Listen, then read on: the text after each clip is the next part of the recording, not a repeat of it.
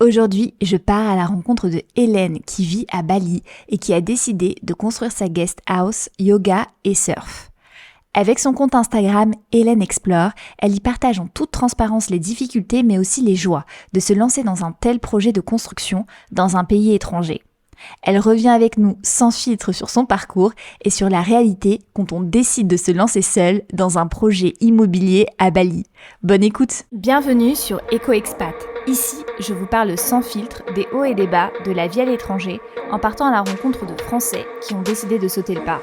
Ce podcast est votre coin pour découvrir des conseils, des échanges et pour mieux préparer votre départ. Allez, c'est parti! Bonjour Hélène, bienvenue dans EcoExpat. Hello Sarah, je suis super contente d'être là avec toi aujourd'hui. Alors Hélène, tu es française mais tu es installée à Bali et d'ailleurs tu es en train d'y construire ta première guest house surf et yoga, mais on y reviendra plus tard. Est-ce que tu peux revenir un petit peu avec nous sur ton parcours professionnel et personnel? Qu'est-ce qui t'a amené à quitter la France? Alors en fait, je dirais que les choses se sont faites assez progressivement. Je suis pas arrivée forcément du jour au lendemain à Bali et en ayant tout quitté en France. En fait, déjà, j'avais fait pas mal d'allers-retours entre la France et Bali. Et en fait, ce qu'il faut savoir, Sarah, c'est que avant j'étais en CDI à Paris pendant pas mal d'années et ensuite je suis passée en télétravail. Et en fait, qu'est-ce qui m'a amenée à Bali? Déjà, le fait d'être en télétravail et en freelance, ça me permettait d'être assez flexible. Donc du coup, j'ai mis un petit peu, on va dire, en pause mon parcours professionnel, plutôt pour me concentrer sur du personnel. Ce qui s'est passé, l'élément déclencheur, c'est un petit événement pas ultra sympa dans ma vie, à savoir, une rupture amoureuse un petit peu difficile. Et donc du coup, ce qui s'est passé, c'est que pour me vider la tête, je me suis dit: «Et si je faisais une formation de prof de yoga à Bali?» Je pense que je suis pas très originale en disant ça, mais c'est vraiment comme ça que ça s'est passé. Et donc je suis arrivée à Bali en septembre 2022, dans le but de faire cette formation de prof sans avoir, l'objectif final, en fait, d'être prof de yoga. Mais c'était surtout pour me faire du bien, pour me vider la tête, pour prendre un petit peu, soin de mon corps et prendre du temps pour moi. Et au final, je m'y attendais pas forcément, mais je suis tombée amoureuse de l'île. Bon, comme beaucoup de gens ici, tu t'en doutes. Et je m'y suis sentie super bien et ce qui a engendré, en fait, pas mal d'allers-retours entre la France et Bali, en gérant le télétravail en France et ma nouvelle vie ici, en fait, qui démarrait. Ok, super. Et du coup, pourquoi naturellement tu t'es positionnée sur Bali pour faire ta formation de professeur de yoga? Parce que c'est vrai qu'il y a des formations un petit peu partout dans le monde. Il y en a au Maroc, il y en a voilà en Amérique latine. Pourquoi Alors Bali? pourquoi Bali? Parce qu'en fait, j'étais venue, en 2016 pour la première fois lors d'un tour du monde avec mon ex-conjoint et on avait vraiment tous les 2 beaucoup aimé cette Mhm. destination, bon qui quand même, je tiens à le préciser, a bien changé depuis et s'est beaucoup urbanisée. Hmm. Néanmoins les vibes, on va dire, restent complètement les mêmes et en fait, à la base, je m'étais dit, pourquoi ne pas faire cette formation de prof de yoga en Inde? Heu, Ça a été ma première réflexion. Parce qu'en fait, tu as complètement raison, Hmm. Sarah. Les formations de profs de yoga, il y en a un peu partout. Et l'Inde, c'est vraiment la mecque du yoga. Encore plus que Bali, je Hmm. pourrais dire. Néanmoins, je me disais, Hélène, tu es dans un moment de ta vie forcément pas très évident. Est-ce que tu as vraiment Mhm. envie de te mettre, entre guillemets, dans le dur, à dormir sur une paillasse au fin fond de l'Inde, dans un ashram? C'était pas forcément ce qui m'appelait, ce qui Mhm. m'attirait à ce moment-là. Et donc, la conclusion a été que non. J'avais envie d'un petit peu de confort et je savais qu'à Bali, en fait, je pourrais trouver ce confort-là, parce qu'en Inde, voilà, la Mhm. nourriture, elle est plutôt cool, hein. Les gens sont certainement très sympas.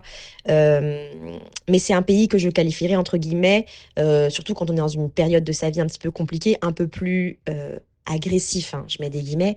Heu et ça chamboule pas mal et là, honnêtement, j'avais pas forcément, l'envie, ni l'humeur d'être, bousculée à ce point. Donc du coup, c'est pour ça que je me suis naturellement orientée, sur Bali et tu te doutes, c'est un choix que j'ai pas du tout regretté. Ben justement, est-ce que tu pourrais revenir avec nous sur les bienfaits de cette formation? Qu'est-ce que ça t'a apporté? Faire un petit débrief avec nous, justement? Alors en fait, ça me semble important de préciser que j'y ai trouvé beaucoup plus que beaucoup plus que des bienfaits, en fait, de simples bienfaits de type yoga dans cette formation. Alors, bon, déjà, c'est vrai, tu as raison, j'ai approfondi ma pratique de yoga de façon vraiment intense, et ça, j'ai beaucoup aimé ce côté-là. J'ai appris énormément de choses sur le corps, sur voilà, la création de séances de yoga sur mesure, on va dire. Donc c'était vraiment le côté chouette. Néanmoins, tu vois, j'ai découvert aussi le côté spirituel de l'île que j'avais pas forcément vu durant mon premier passage en 2016. Et en fait, j'ai aussi partagé de super bons moments avec d'autres yogis qui sont devenus par la suite des amis que je vois toujours. Donc en fait, il y a quelque chose que je ne saurais pas vraiment expliquer en fait qui s'est passé durant cette formation de yoga. Une sorte une sorte de Cette île m'a énergisée en fait et m'a envoûtée. Tu vois, il y avait des vibes, comme je te le disais tout à l'heure, qui n'existent pas ailleurs selon moi. Et je sais que ce discours que je tiens là, un peu classique, en fait, je suis pas la seule à le tenir. Il y a beaucoup de gens qui viennent à Bali et en fait qui vont ressentir ces énergies-là et qui, comme moi, en fait, se disent que Bali est une terre de tous les possibles et une terre de réalisation de soi, en fait, clairement. Donc voilà, donc pour moi qui ai pas mal voyagé, c'est vraiment une destination qui, à mon sens, est vraiment particulière de ce côté-là. Et donc du coup, c'est la raison pour laquelle je me suis sentie aussi à l'aise et pour laquelle j'ai signé pour un petit projet de vie ici quand même, quoi. Alors justement, est-ce que tu peux nous parler un petit peu plus de ce projet? Oui, alors le projet, en fait, c'est pareil, il n'est pas venu du jour au lendemain. J'ai commencé à voir un petit peu les gens autour de moi qui faisaient du business à droite à gauche, des investissements. Et forcément, quand tu es au cœur du truc, tu vois le potentiel que peut avoir cette île. Bon, qui n'est évidemment plus à démontrer, tu te doutes.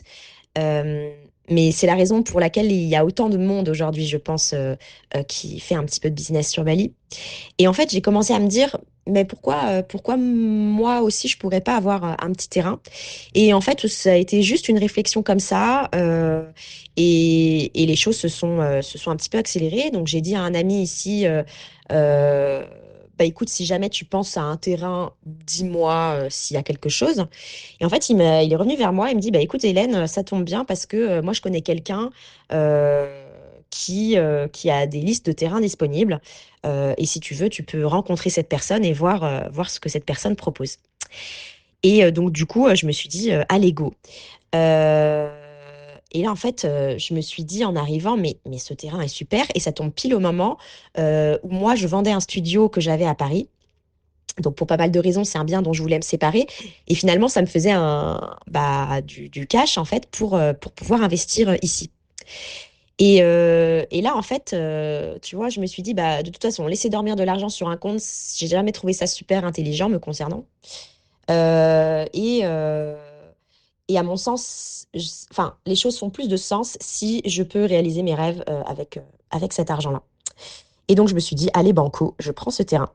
Et en fait, à la base, je me suis dit, je prends le terrain, mais sans trop savoir vraiment ce que j'allais faire dessus à la base.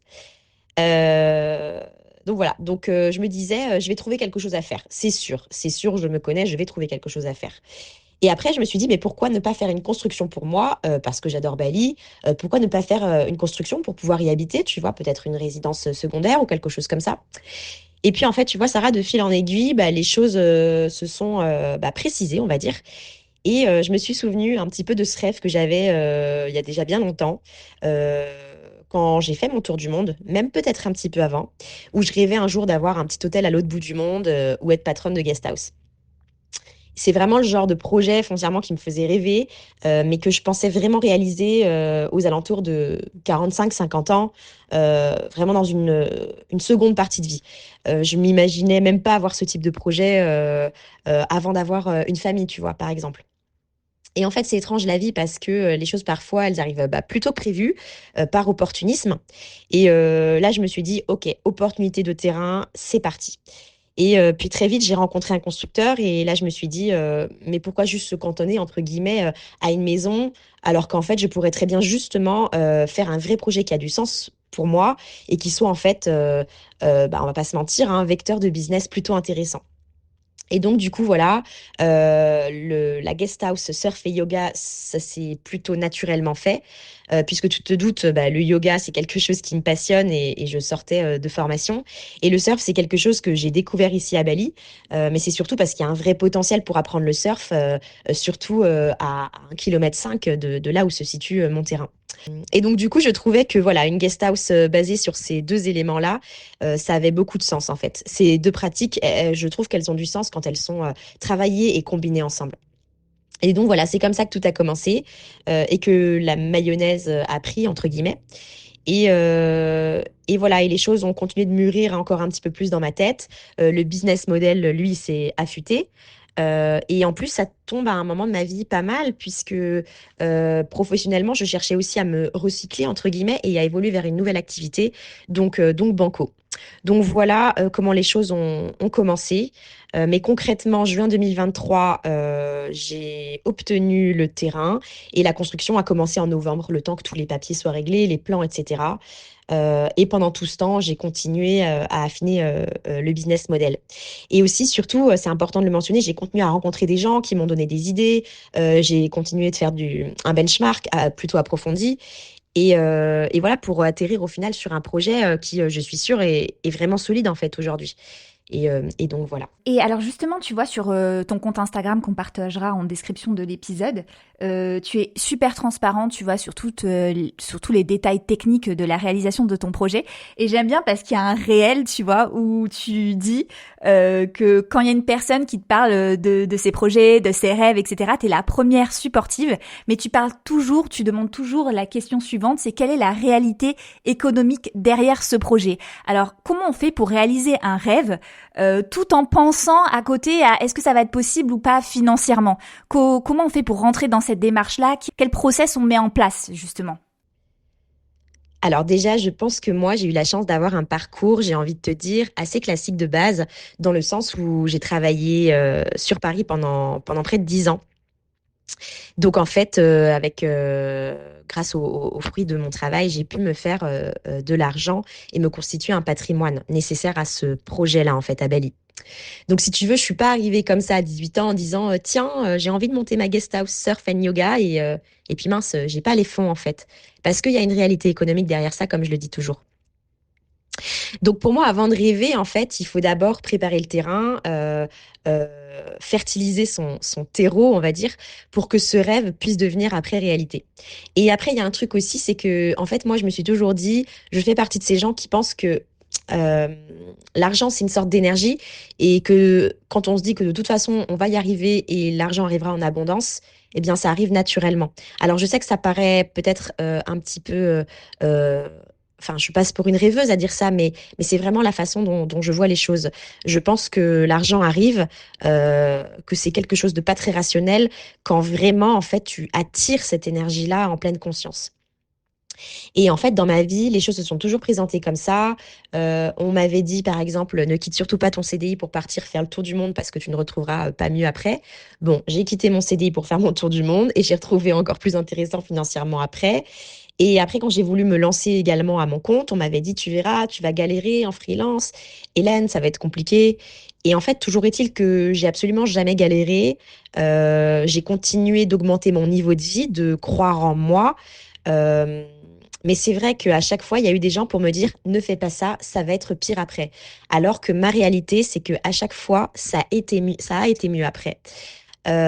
Donc du coup, si tu veux, j'ai installé, je pense, un terreau complètement fertile à la réalisation d'un rêve 10 ans plus tard, en fait. Donc je pense que c'est comme ça que les choses se sont passées. Hmm, hmm. Magnifique. Et justement, il y a une phrase, alors je sais pas si tu y crois ou pas à cette phrase, ou si dans ta vie, justement, elle a pu se réaliser. Tu sais, il y a une phrase qui dit, on est la moyenne des 5 personnes que l'on fréquente.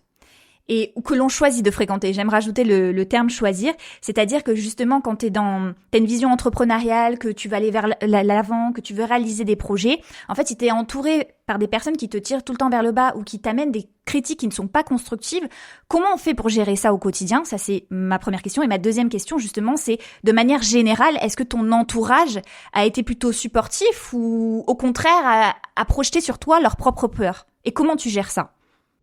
Eh bien, c'est super intéressant parce que déjà, la phrase que tu viens de m'énoncer, je la connaissais absolument pas. Et je trouve ça plutôt vrai, en fait, qu'on est la somme des 5 personnes que l'on fréquente. Déjà, faut savoir que moi, j'ai eu la chance d'avoir un entourage très supportif. J'ai toujours un entourage très supportif et qui croit toujours en moi. Et ça, c'est hyper important pour le moral. Euh, Par exemple, pour te donner un peu plus de matière, donc je suis designer à la base, designer industriel. Donc moi, après le lycée, quand tous mes copains et copines se sont tournés vers les bancs de la fac ou les écoles de commerce, ou ce que tu veux, moi je leur ai dit, sorti de nulle part, bah moi je vais être designer et je veux concevoir des meubles. Donc si tu veux, quand tu annonces ça à tes parents, la plupart des parents, je pense, diraient, mais t'es sûr, c'est vraiment un choix raisonnable ça? Et bien moi, les miens, en fait, ils m'ont dit, mais c'est super, Hélène, vas-y, go, et on croit en toi.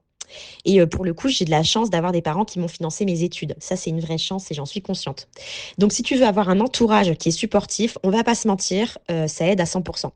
Je pense qu'on peut faire sans, mais la voie de la facilité, c'est d'avoir justement des gens derrière nous qui nous soutiennent dans la majorité des décisions qu'on prend, parce que je suis persuadée qu'un entourage sain, un entourage qui veut le meilleur pour nous, bah effectivement, en fait, ça fait faire des pas de géant dans la vie. Par contre, en revanche, tu as complètement raison, il y a eu, comme je l'expliquais un petit peu tout à l'heure, des gens qui ne croient pas forcément en toi ou qui vont remettre en doute tes choix. Il y en a eu. Moi, après, je pense que il y a quelques années de ça, ça me heurtait beaucoup. Et c'est quelque chose que je ne prenais pas forcément très bien. Aujourd'hui, je vois vraiment les choses très différemment. Euh, Ma conviction, c'est que euh, je me dis qu'au fond d'eux, enfin, il y a une partie d'eux qui aurait aimé réaliser ce que toi, tu es en train de réaliser. Mais en fait, ils n'ont pas forcément ni les possibilités, ni les moyens, ou encore le courage, ou je ne sais quoi d'autre pour le faire. Donc en fait, ce qu'ils vont préférer faire, c'est prendre leurs peurs, leurs propres peurs, et les projeter en fait sur toi, faire un copier-coller de leurs peurs sur toi. Et donc du coup, ça les rassure de se dire non mais Hélène, ne fais pas ça parce que tu ne trouveras pas mieux. Parce qu'en fait, c'est quelque chose euh, dont ils ont envie en fait eux-mêmes de se persuader. Parce qu'ils se disent, ben, comme ça, je ne loupe rien si moi, je ne le fais pas. Mais voilà, encore une fois, c'est ma propre conviction, c'est un prisme que j'ai. Il n'engage que moi, c'est ma vérité, c'est pas universel. Mais voilà comment je réagis par rapport à cet état d'esprit euh, qui peut survenir en fait quand on se lance dans quelque chose qui parfois, aux yeux des gens, et c'est tout à fait normal, peut paraître un petit peu farfelu. Et quand justement tu annonces à ton entourage que tu veux construire une guest house surf et yoga à Bali, c'est quoi les remarques qui sortent le plus? Alors la première réaction de l'entourage, ça a été bah, le comment je finance en fait mon projet. Donc ça a plutôt été des questions en provenance d'amis qui connaissent pas forcément l'état de mes finances personnelles.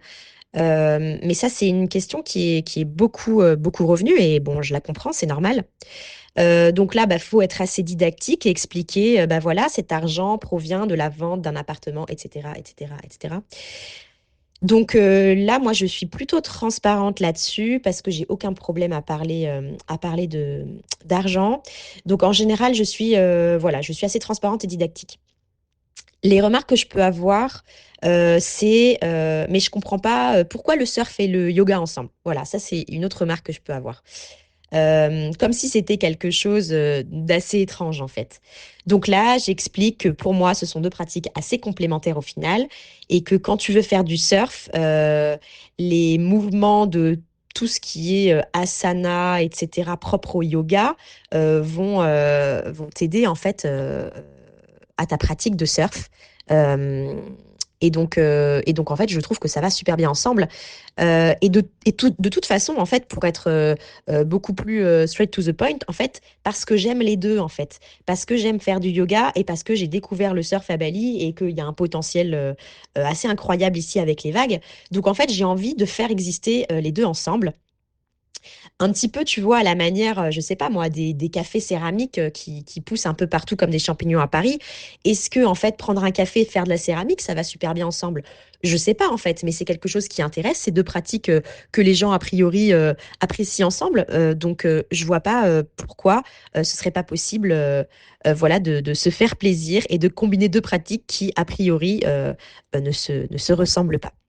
Il y a aussi quelque chose qui intrigue un petit peu, bah, c'est la durée du projet. C'est des questions qui reviennent, en fait, les questions de temporalité.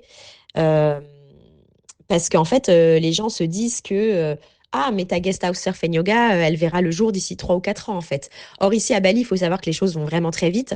Et entre le moment où tu dis, bon, bah voilà, j'achète mon terrain et où le lieu va ouvrir, il y a une année et demie qui va s'écouler, hein, pas plus. Donc, la temporalité, voilà, c'est une question qui est revenue assez souvent dans mon entourage. C'est une remarque que je peux avoir. Mais voilà, globalement, je pense qu'on a balayé à peu près les principales questions que je peux rencontrer. Du coup, tu projettes d'ouvrir la guest house à quelle date à peu près? Alors ça, c'est une super question. Donc, les travaux durent 1 an. J'ai commencé la construction au mois de novembre 2023. Donc, du coup, au mois de novembre 2024 de cette année, les travaux seront finis. Après, comme dans tout projet, on sait très bien qu'entre le moment où les travaux finissent et où le lieu est complètement opérationnel pour accueillir du public, il faut un petit délai supplémentaire qui va être, je pense, d'environ 2 voire 3 mois. Il y aura notamment un setup important à faire avec le personnel que je vais embaucher et avec les services en fait que je vais proposer. Donc voilà, moi, mon but, c'est vraiment d'accueillir les gens dans les meilleures conditions possibles. Donc pour être archi réaliste, en fait, je pense qu'il faudrait plutôt tabler sur une ouverture fin janvier 2025, début février 2025. Néanmoins, ça me semble aussi important de faire un séjour un petit peu test and learn avec des gens de mon entourage qui seraient favorables à l'idée de tester un petit peu euh, ma guest house et de me faire un retour sincère sur les choses que je pourrais ajouter, enlever, modifier. Voilà, je pense que il faudrait faire voilà un petit séjour un petit peu crash test, on va dire, fin novembre, début décembre 2024, histoire de me laisser encore un petit peu de temps après pour ajuster. Concernant les détails financiers du projet, on va pas trop s'attarder là-dessus parce que tu donnes énormément de détails sur ton compte Instagram et je pense que pour tous les gens qui veulent construire leur guest house à Bali, c'est une mine d'or d'informations. Mais juste au total, en fait, ton projet au final, il va te coûter combien pour avoir une idée? Alors, pour donner un petit peu une petite idée, donc en comptant le terrain, la location de terrain, puisque Bali fonctionne sur un système de location de terrain, mais je vais y revenir, la construction et les meubles, puis tous les frais annexes, notaires, frais de topographie, etc., on est aux alentours de environ, je dirais, 230 000 – 240 000 euros. Mais ça, je tiens à préciser que ce sont les prix liés en fait à l'immobilier des terrains en juin 2023. Je préfère préciser parce qu'en fait, il faut savoir que ça a presque doublé, enfin, ça a même plus que doublé en fait dans certains coins. Il y a eu un boom en fait de l'immobilier ces derniers mois. Donc, je pense en fait qu'aujourd'hui, pour avoir le même projet que ce que j'ai, il faudrait rajouter un bon billet de facile 50 000 euros supplémentaires. Donc, tu vois, en fait, aujourd'hui, pour moi, là, ce serait plus possible, en fait. Donc voilà, c'est intéressant de notifier que tu vois, en fait, aujourd'hui, côté immobilier, bah, tout peut changer, en fait, en un rien de temps, en fait, en quelques mois. Et c'est encore plus vrai, en fait, dans un coin comme Bali, qui est vraiment toujours en plein boom, en plein essor, on va dire, en plein essor immobilier. Et justement, tu l'expliques bien aussi sur ton compte Instagram par rapport à la location du terrain. En fait, toi, c'est quelque chose qui t'a pas fait peur pour te lancer là-dessus. Tu peux nous expliquer pourquoi? Alors en fait, effectivement, je sais que c'est quelque chose en fait qui peut surprendre au premier abord, mais quand on achète, ou du moins quand on se lance, pour être plus précise sur les mots, dans l'immobilier en Indonésie, par exemple, il faut tout à fait changer de prisme, changer de mindset. Alors pourquoi? Parce qu'en fait, comme tu le sais, Sarah, en fait, en France, on est propriétaire ad vitam aeternam. Quand on achète une maison, un terrain, c'est quelque chose qui nous appartient sans délai, en fait. Tandis qu'ici en Indonésie, déjà en tant qu'étranger, c'est très difficile d'obtenir la pleine propriété. Donc en fait, on va avoir tendance à louer les terrains et faire construire dessus. Donc on a en fait un bail pour un terrain qui est renouvelable ou pas. Donc ça, j'essaye de l'expliquer plutôt bien, entre guillemets, sur mon compte Instagram parce que ça me semble important de préciser aux gens que, ben oui, en fait, t'es pas propriétaire pour les 300 prochaines années. En fait, c'est quelque chose qui est délimité dans le temps. Mais en fait, je pense qu'il faut aussi faire un petit pas de recul, un pas en arrière et se dire, mais dans 25 ans, en fait, comment sera le monde? Est-ce qu'on pourra toujours voyager? Est-ce que, il y aura pas des guerres, des crises sanitaires à répétition? Est-ce que le prix du carburant de l'avion permettra toujours de voyager entre les différents pays? Voilà, moi je j'ai pas envie de parier sur, une fin du monde, hein, c'est pas du tout mon propos. Néanmoins, je pense que qui peut dire à quoi ressemblera le monde dans 25 ans? Donc moi, j'ai plutôt envie de me dire, bah, en fait, je prends le pari de me dire que mon investissement immobilier sera, donc ma guest house en fait, hein, sera, rentabilisé dans, X années. Donc, on va parier sur, allez 6 ans, ce serait chouette. Donc tout ce qui va se passer après, ce sera du bonus. Bien sûr, je peux revendre aussi à tout moment avec on va dire les années qu'il reste de lease, de location. Et puis advienne que pourra en fait. C'est vrai que ça peut perturber et je comprends que adopter ce mindset-là soit inconfortable pour la plupart des gens. Mais moi, j'ai envie d'en profiter. J'ai envie aussi de me faire plaisir maintenant. J'ai envie de faire les choses qui me plaisent maintenant. Et puis en fait, on verra. Voilà, c'est un petit peu le prisme que je prends. C'est un risque qui n'en est pas vraiment un, cet investissement en fait sur le moyen terme, sur du 25 ans, dans la mesure où tu vois par exemple ici, les biens immobiliers, s'ils sont pas un petit peu entretenus, on va dire, ils tombent vite en décrépitude avec voilà, la chaleur, le soleil, les pluies parfois diluviennes. Donc du coup, dans tous les cas, j'ai envie de te dire, une maison à Bali au bout de 30 ans ou 40 ans, elle est très très fatiguée.